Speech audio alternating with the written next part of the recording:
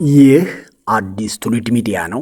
ሰበር የድል ዜናዎችንና መረጃዎችን ይዘን መተናል። ሰብስክራይብ በማድረግ ይከታተሉን።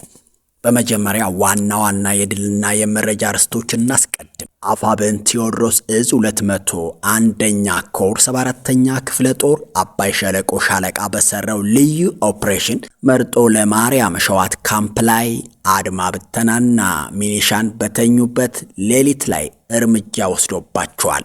ዝርዝር አለን። የአፋብን ቴዎድሮስ እዝ 206ኛ ኮር 24ኛ ክፍለ ጦር በደብረ ኤልያስ ቀስተ ደመና ሻለቃ በወሰደው መብረቃዊ የሌሊት ጥቃት በርካታ የአድማ ብተና የፖሊስና የፓራ ኮማንዶ አባላት ተደምሰዋል። ብዙ ሎጂስቲክም ተገንቷል።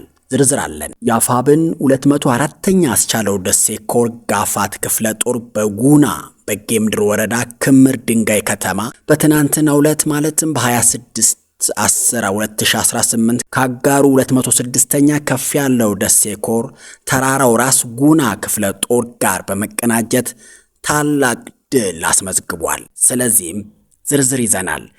ግጭት ጠማቂው ነገር በደላላ የሚፈልገው የብልጽግና መንግስት የሱዳን ጦርነት ጎትቶ ኢትዮጵያ ውስጥ አስገብቶታል። በዝርዝር እናየዋለን። ወደ ዝርዝሩ እናልፋለን። በበርካታ ውሽንፍር ውስጥ እየተንሳፈፈ አያሌ ፈተናዎችን በድል እያለፈ ለጠላት የምንጊዜ ሚስጥር በመሆን በአማራ ፋኖ ትግል ውስጥ እንደ ንጋት ኮከብ በማንጸባረቅ የትግላችን የማይቀዘቅዝ ሙቀት፣ የማይደክም ኃይል፣ የማይጠወልግ ውበት በመሆን እየቀጠለ የሚገኘው ታሪካዊውና ዝነኛው የቀስተ ደመና ብርጌድ እንደ እሳት የሚፋጅ ክንዱን በየጊዜው በጠላት ላይ እያሳረፈ ጠላትን እያሽመደመደ ይገኛል።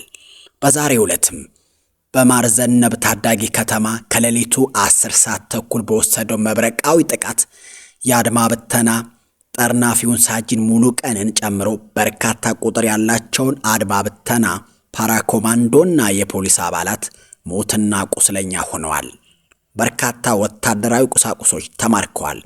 በውጊያውም 3 ክላሽንኮቭ መሳሪያ የተማረከ፣ 2 ስልክ፣ 11 ካዝና፣ በርካታ የክላሽ ተተኳሾች፣ በርካታ ወታደራዊ አልባሳት ማለትም ወታደራዊ ጫማዎች፣ ሚሊተሪዎች፣ የዝናብ ልብሶች፣ ከ11 በላይ የተደመሰሰ፣ ከ10 በላይ የቆሰለ፣ ሳጅ ሙሉቀን የተባለ ጠርናፊ ፖሊስ የሞተ፣ ተሜ ቸኮለ የተባለ ቀንደኛ ባንዳ፣ አትረስ የተባለ አድማ ብተና፣ ውብሸት የተባለ ብሬን ተኳሽ ፖሊስና ሌሎች ባንዳዎች ተወግደዋል።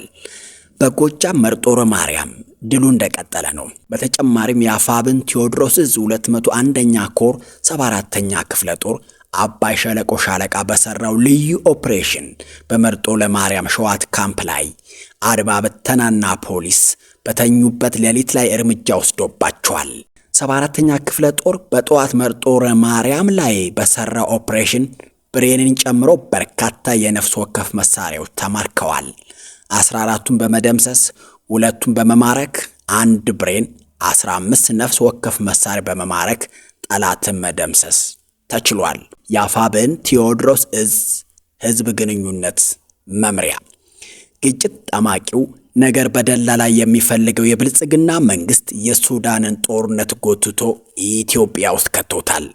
የሱዳን ጦር በኢትዮጵያ ድንበር የምትገኘውን የቤኒሻንጉል ጉሙዝ ክልል አሶሳ ዞን ኩርሙክ ከተማ ለመቆጣጠር ዘመቻውን አጠናክሯል። ከባድ ውጊያ እየተካሄደ ነው።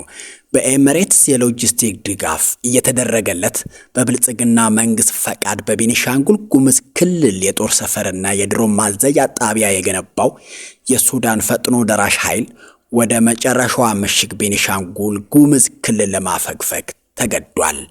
እንደ ዘገባው የሱዳን ጦር ወይም ሳፍ በብሉ ናይል ክልል ያካሄደው ወታደራዊ ዘመቻ በማጠናከር በኢትዮጵያ ድንበር የምትገኘውን ስትራቴጂካዊ ጠቀሜታ ያላትን የጉርሙክ ከተማ ካርሴፍን ለመቆጣጠር ከባድ ትንቅንቅ እየተደረገ ነው።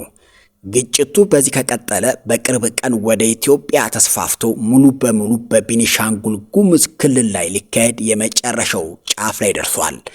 ባለፈው በሚያዝያ መጨረሻ በኢትዮጵያ ቤኒሻንጉል ጉሙዝ ክልል አሶሳ ዞን ጉምሩክ ከተማ በሱዳን ጦር በተፈጸመ የድሮን ጥቃት የዓለም አቀፍ የፍልሰት ድርጅት ሰራተኛን ጨምሮ ቢያንስ 8 ሲቪሎች መገደላቸውና ሌሎች በርካታ ሰዎች መቆሰላቸው የሚታወስ ነው። አፋብን 204ኛ አስቻለው ደሴ ኮር ጋፋት ክፍለ ጦር በጉና በጌምድር ወረዳ ክምር ድንጋይ ከተማ በትናንትናው ዕለት ማለትም በ26 2010 ከአጋሩ 206ኛ ደሴ ኮር ተራራው ራስ ጉና ክፍለ ጦር ጋር በመቀናጀት ታላቅ ተጋድሎ አድርጓል። የ204ኛ አስቻለው ደሴ ኮር የሆነችው ጋፋት ክፍለ ጦር ደቡብ ጎንደር ክምር ድንጋይ ከተማ መሃል ዘልቆ በመግባት የብልጽግናን ዙፋን አስጠባቂ ጥርቅም እያራወጡት ነው። ጀግኖቹ ከ206ኛ ኮር ጋር በመናበብ አራዊቱን እያተራመሱት ይገኛሉ። የብልጽግና ሰራዊት ነፍሳቸውን ለማዳን ብቸኛው ምርጫቸው እንደ ልማዳቸው እጅ መስጠት ብቻ ነው። መረጃው የጋፋት ክፍለ ጦር ህዝብ ግንኙነት ኃላፊ ነው።